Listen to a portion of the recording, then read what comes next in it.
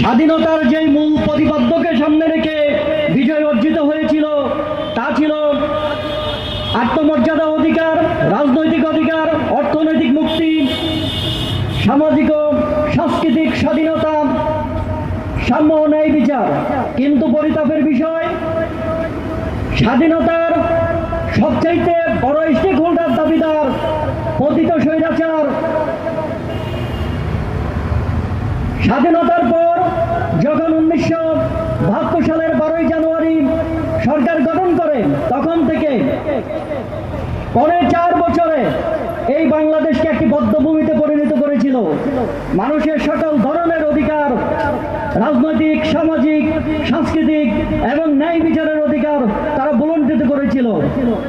তেমনিভাবে 1996 সালের 23শে জুন আবার তারা কান্নাকাটি করে, হাতে তসবিহ নিয়ে, মাথায় টুপি পরে তারা মাপ চেয়ে এই দেশের ক্ষমতার মসনদে বসেছিল।